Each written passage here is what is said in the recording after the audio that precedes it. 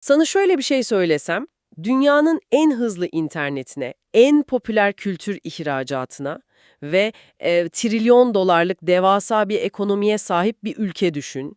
Gökdelenler, neon ışıklar, herkesin elinde o en son model telefonlar falan. Evet, gözümde canlandı şu an. Ama aynı ülke o kadar şiddetli bir demografik intihara sürükleniyor ki, hani önümüzdeki 10 yıl içinde kendi sınırlarını koruyacak asker bile bulamayabilir. Kuma bayağı karanlık bir bilim kurgu distopyası gibi geliyor. Kesinlikle öyle. Ama öğrenmeye aç meraklı dostumuz, distopyaya değil, bugünün Güney Kore'sine hoş geldin. Bugün senin için masamızda oldukça kapsamlı, bayağı ansiklopedik bir Güney Kore dosyası var. Üstelik sadece bu kadar da değil. Aynen, Evet, masadaki kaynaklar bize basit bir başarı hikayesinden çok ama çok daha fazlasını anlatıyor. kesinlikle. Bu derinlemesine incelemedeki misyonumuz şey aslında. Savaşla paramparça olmuş, deyim yerinde ise taş devrine dönmüş, yoksul bir yarımadanın nasıl olup da devasa bir teknoloji ve kültür devine dönüştüğünü anlamak. Sadece bu ekonomik yükselişte değil tabii. Tabii ki. Türkiye ile aralarında kurulan o eşsiz bağı ve en önemlisi de tüm bu göz alıcı zenginliğin ardında ülkeyi içten içe yiyip bitiren o sessiz çöküşü konuşacağız. Pekala, hadi bunu biraz açalım. Her şeyin kökenine, o hepimizin bildiği isim meselesine inmek istiyorum önce. Dünyanın bildiği adıyla Kore. Evet, orası çok ilginç bir detay. Elimdeki ansiklopedik dosyadaki kayıtlara göre bu isim 10. yüzyıldaki Goryeo Krallığından ve o dönem buraya gelen Pers tüccarların telaffuzundan günümüze kadar ulaşmış. Hatta 17. yüzyılda Hollandalı tüccarlar bu ismi alıp Avrupa'ya taşıyor. Ülkelerin uluslararası arenadaki isimleri genelde böyle dışarıdan gelenlerin taktığı isimlerle şekilleniyor zaten. Aynen öyle. 19. yüzyılda Koreya C harfiyle ve Koreya K harfiyle yazımları bir arada kullanılıyormuş. Hatta Japon işgali sırasında Japonya'nın kendi adını uluslararası sıralamalarda, mesela olimpiyatlarda falan alfabetik olarak öne geçirmek için kasıtlı olarak İngilizce'deki K harfiyle başlayan yazımı standartlaştırdığına dair iddialar bile var dosyamızda. Yani isimler sadece etiket değil sonuçta. Aynı zamanda kimlik politikalarının en büyük savaş alanıdır. Ama asıl meselenin koptuğu yer, Güney Korelilerin kendilerine verdikleri o isim. Haklısın.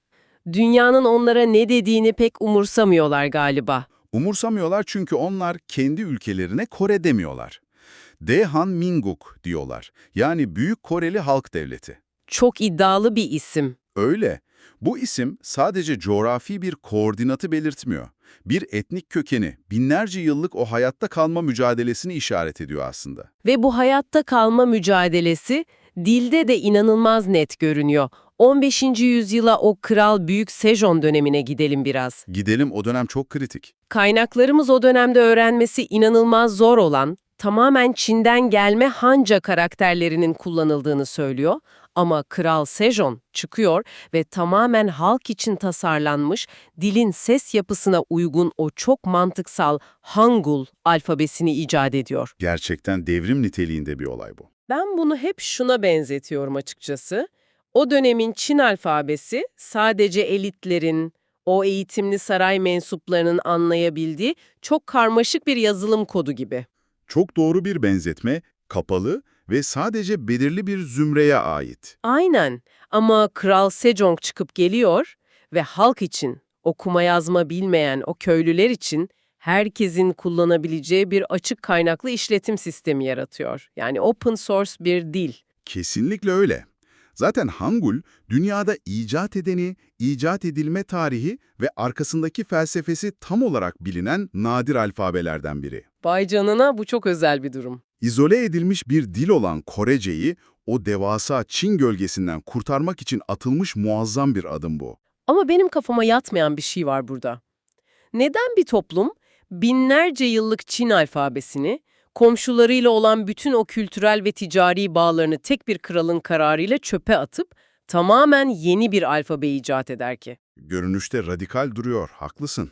Yani bu resmen ticari ve diplomatik bir intihar değil mi? Dış dünyayla iletişimini bilerek kendi ellerinle kesmek gibi bir şey bu.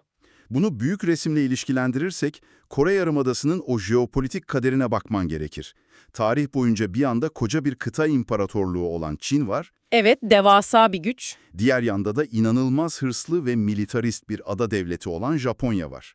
Kore aslında bu iki devin arasında sıkışmış bir sandviç gibi. Çok zor bir coğrafya gerçekten. O yüzden dil devrimi ve sonrasında 19. yüzyılda uyguladıkları tamamen dışa kapanma, yani o ünlü münzevi krallık ya da Hermit Kingdom politikası bir delilik veya ticari intihar falan değildi. Neydi peki? Tamamen bir hayatta kalma, bir savunma mekanizmasıydı. Kendi içlerine kapanarak etnik ve kültürel kimliklerini asimile olmaktan korumaya çalıştılar. Ama duvarları ne kadar yüksek örersen ör, bazen dışarıdaki fırtına o duvarları yıkar geçer diyebilir miyiz? Kesinlikle deriz. Çünkü o izolasyon politikası da yaklaşan felaketi durduramadı ne yazık ki. Dosyadaki kaynaklarımıza göre 1910 yılından 1945'e kadar süren inanılmaz acımasız bir Japon işgali var. İkinci Dünya Savaşı sırasında 100.000'den fazla Korelinin zorla adeta köle gibi Japon ordusunda asker olarak kullanılması olayı mesela. Çok karanlık bir dönem o. Daha da kötüsü var, cephelere zorla götürülüp rahatlatıcı kadınlar adı altında seks kölesi yapılan o on binlerce Koreli kadının yaşadığı büyük insanlık trajedisi. Yani o kapattıkları kapılar kırıldı ve içeriye emperyalizmin en acımasız yüzü girdi resmen. Ve bu karanlık yüz sadece Yarımada'nın yeraltı kaynaklarını veya pirincini filan sömürmekle kalmadı. Başka ne yaptı? Kore halkının o kolektif hafızasında bugün bile Japonya ile olan diplomatik ilişkilerini derinden etkileyen, devasa ve hala kanayan bir travma yarattı. Düşünsene, insanların isimleri zorla Japoncalaştırıldı, kendi dilleri yasaklandı. Bir milletin ruhunu tamamen silmeye çalışmışlar resmen. Aynen öyle. Kültürel bir soykırım girişimi aslında. O zaman şu sonuca varıyorum ben. İkinci Dünya Savaşı bittiğinde hani 1945'te Japonlar teslim olunca Kore için nihayet o yüzlerce yıllık acının bittiği, özgürlüğün ve barışın geldiği o altın çağ başlamış olmalı değil mi? İnsan zihni sürekli bu tarz mutlu sonları seviyor, arıyor ama maalesef tarih öyle işlemiyor. Yapma ya. Başka bir felaket mi başlıyor? Japonların çekildiği gün Kore için bir özgürlük değil, yeni bir felaketin sıfır noktasıydı aslında. Soğuk Savaş'ın iki büyük süper gücü, özgürleşmeyi bekleyen bu yarımadayı aldı ve bir pasta gibi tam ortasından 38. paralelden ikiye böldü.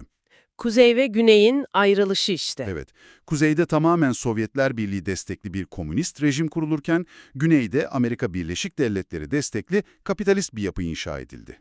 Ve bu gerilim sadece 5 yıl sonra 1950 yılında Kuzey'in işgaliyle tam bir kan gölüne dönüştü değil mi?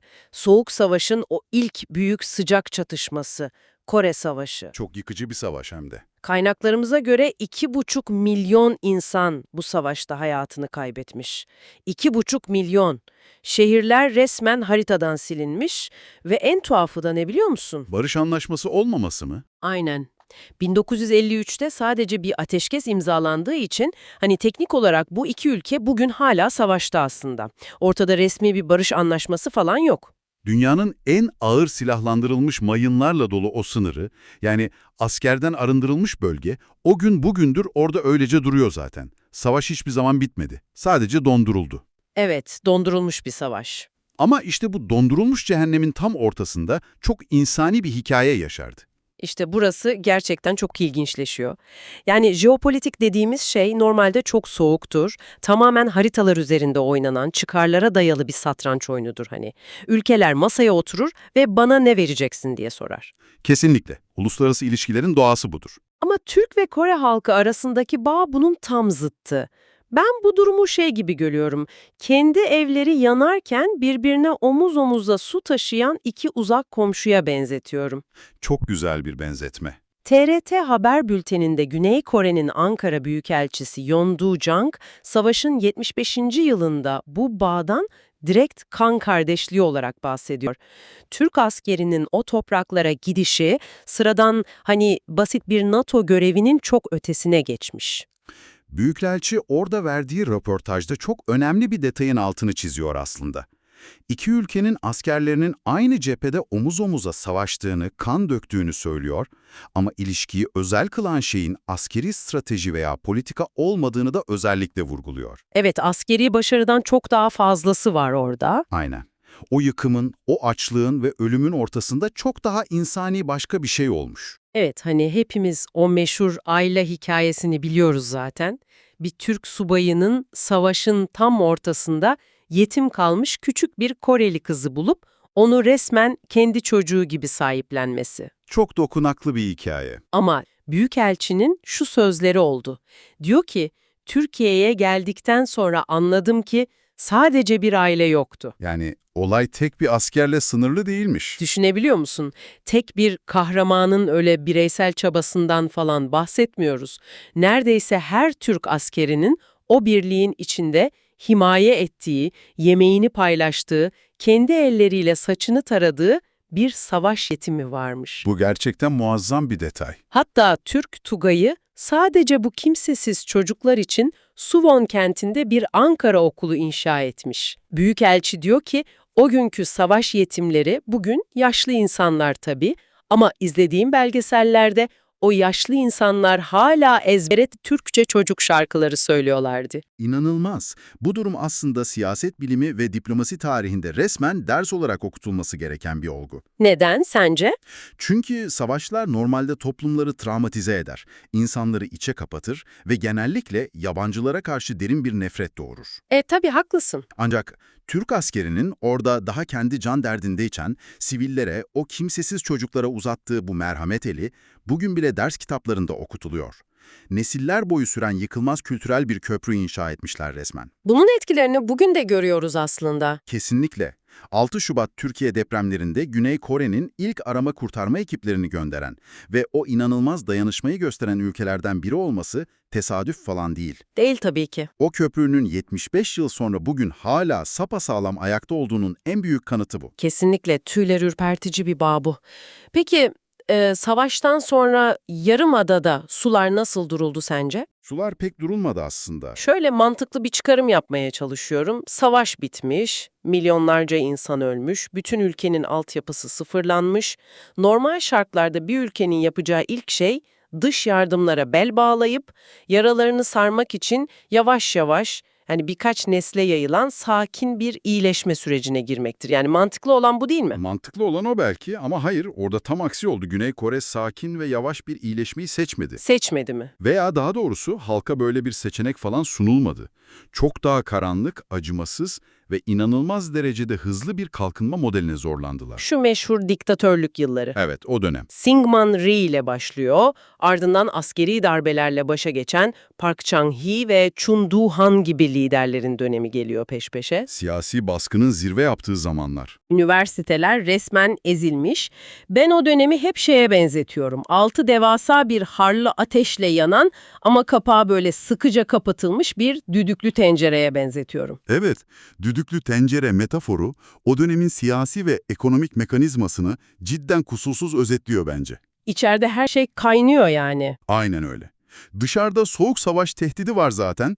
Kuzey Kore'nin her an sınırları aşıp yeniden saldırma ihtimali var.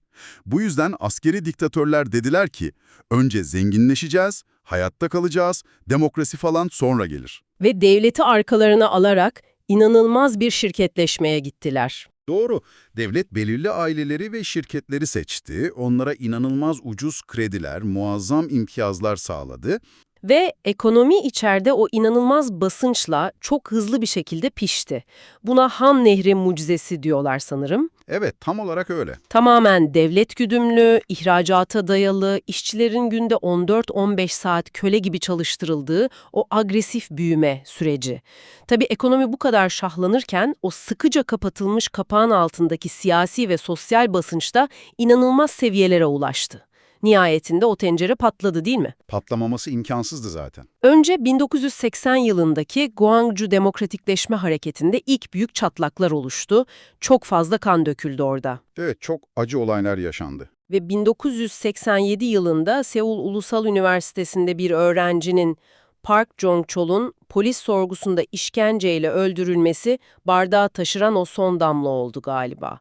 Haziran Demokratik Mücadelesi başladı ve halk o kapağı parçalayarak demokrasiyi diktatörlerin elinden resmen zorla söküp aldı. Burada büyüleyici olan şey şu aslında, 1987'de demokrasiyi kazandılar, sansürü yıktılar, sonrasında OECD'ye girdiler. İnanılmaz bir dönüşüm. Eskiden uluslararası yardım alan bir ülkeyken, bugün milyarlarca dolar uluslararası yardım yapan tek eski sömürge konumuna geldiler. Dünyanın 14. büyük ekonomisi oldular. Yani rakamlar gerçekten baş döndürücü. Fakat o diktatörlük yıllarında, o savaş ve işgal dönemlerinde toplumun genlerine işleyen bir şey vardı. Hayatta kalmak için kusursuz olmak zorundasın disiplini. İşte asıl mesele bu. Ve bu vahşi disiplini asla bırakmadılar. Onu alıp iki devasa mekanizmaya yönlendirdiler. Biri eğitim sistemi, diğeri de o chaebol kültürü. Ah, o eğitim sistemi yok mu? Dosyadaki raporlara bakıyorum. OECD ülkeleri arasında matematik ve fen bilimlerinde sürekli ilk ikideler. Bu harika bir şey gibi duruyor. Dışarıdan bakınca öyle tabii. Ama bu devasa başarı için ödedikleri bedel inanılmaz yüksek. Suneung denen o 8 saatlik hayatlarını belirleyen üniversiteye giriş sınavı var mesela. Ya da ilkokuldan itibaren o küçücük çocukların gece yarısına kadar test çözdüğü Hogwon isimli o özel etüt merkezleri. Çocukluklarını yaşamıyorlar resmen. Bir çocuğun tüm hayatı o sadece bir gün süren sınava bağlı. Düşünebiliyor musun? Eğitimde ve ekonomide bu kadar hızlı zirveye çıkmak sence toplumun psikolojisinde nasıl bir hasar bıraktı? Çok büyük bir hasar bıraktı. O çocukların hayatı sadece o 8 saatlik sınava bağlı değil maalesef.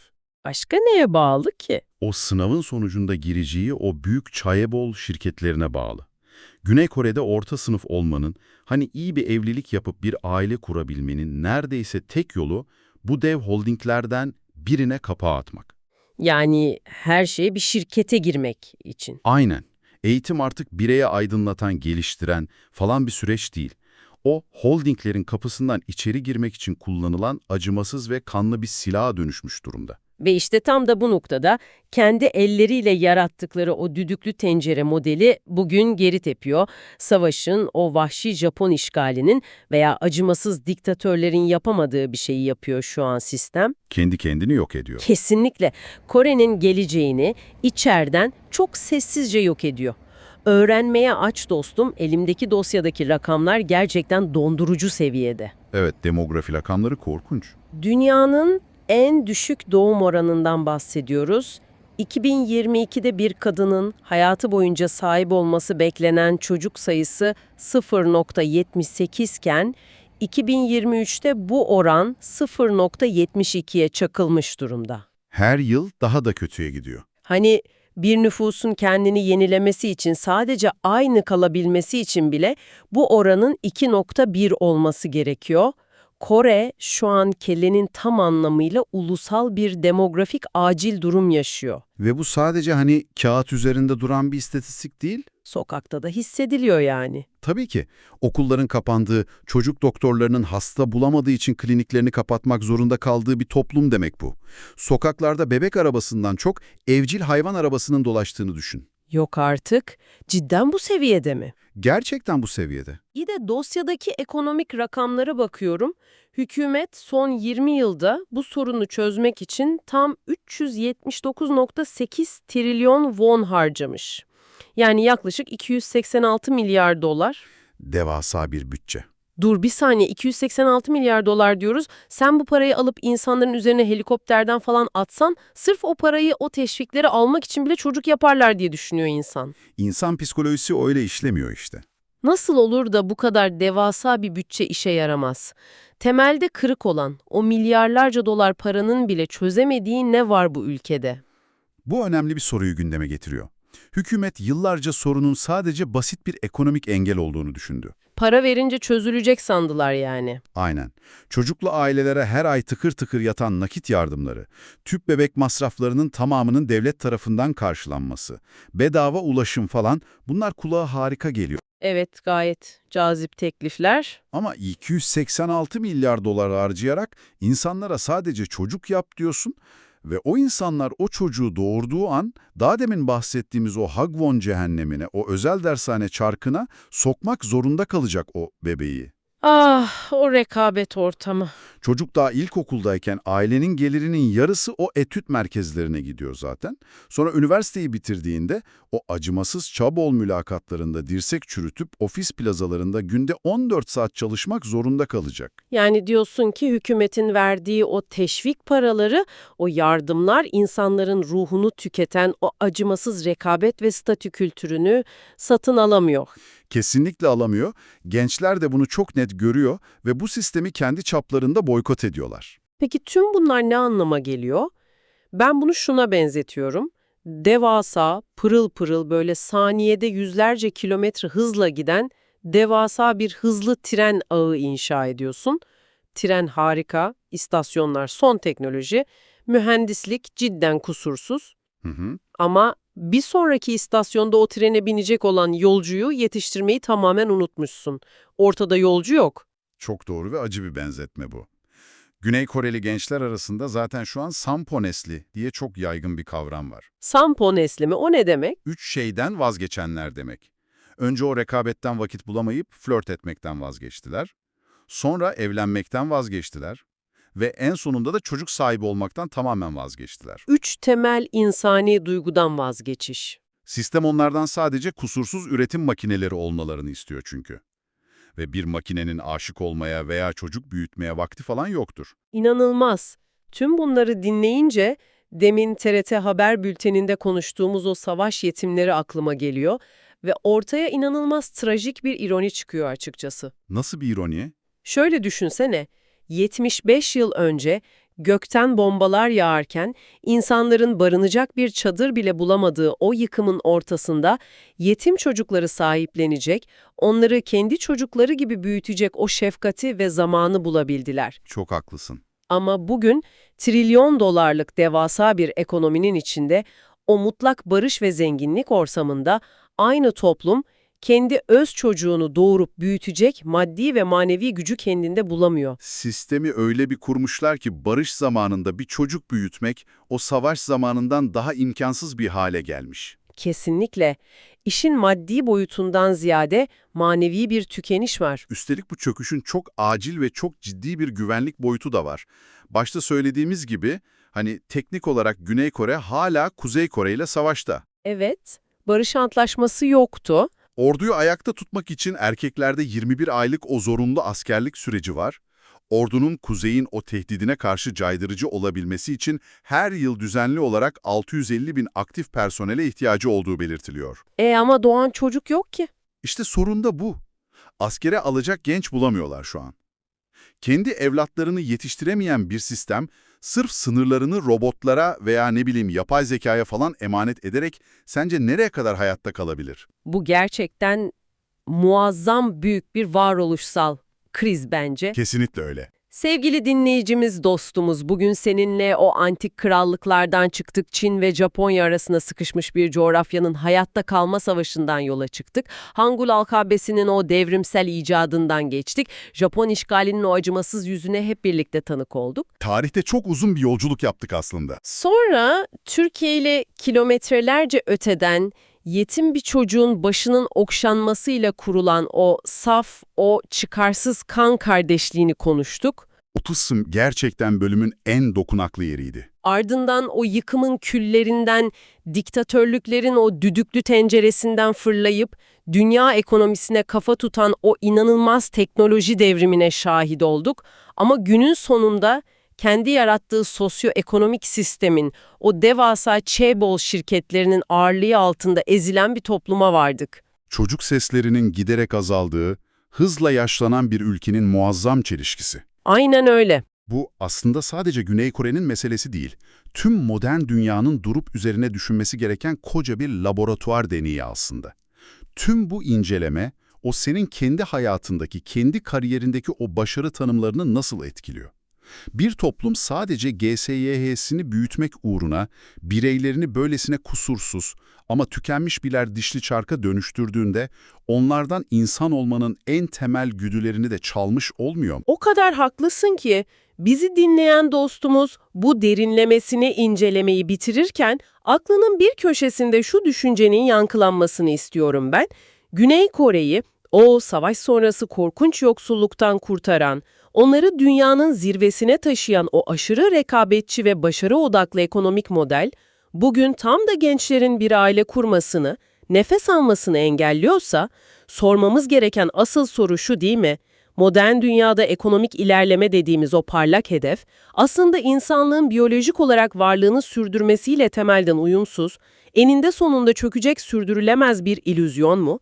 Bir sonraki derinlemesine incelemede yepyeni bir gizemin peşinde görüşmek üzere. Merakla kal.